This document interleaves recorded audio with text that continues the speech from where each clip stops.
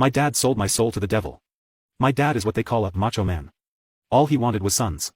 He lived and breathed for another Keller boy. Naturally, when my older brother was born, he was overjoyed. 3 years later, he begged my mom to have another son. When he found out we were twins, he was excited to have 3 sons. So when my brother and I came out, and he saw that I was a girl, he was despaired. I've always been his least favorite kid, and he never tried to hide it. While he named my brothers Anthony and David, which mean priceless and beloved respectfully, he named me Lilith, which literally means night monster.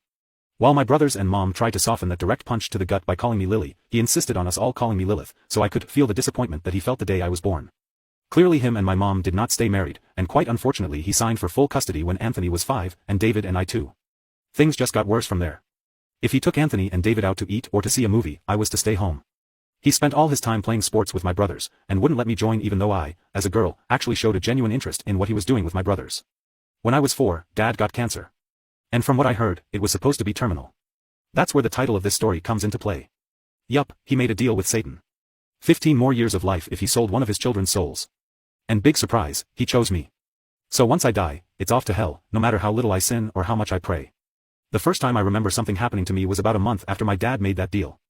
I was in my tiny, cramped room, trying to sleep on a bed I outgrew years ago, while my brothers and dad watched a movie downstairs, when I saw it.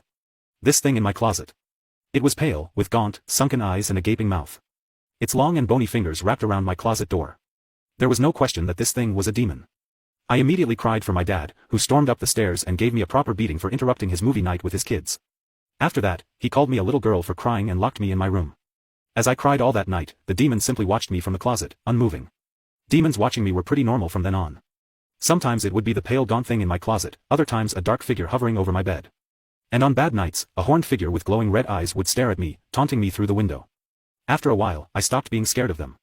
One night when I was 9, the gaunt creature was back in my closet, staring at me while I read.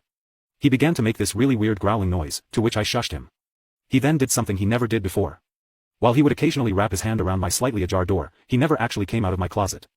Until that night. In one swift movement, he tore open my closet door and stood up fully, revealing he was taller than the ceiling itself. He bent his neck in an abnormal way to fit under the roof. I rightfully should have been my pants at this moment, but for some reason, I just wasn't that scared. We locked eyes for a while, which was more awkward than scary, so I just went back to reading my book.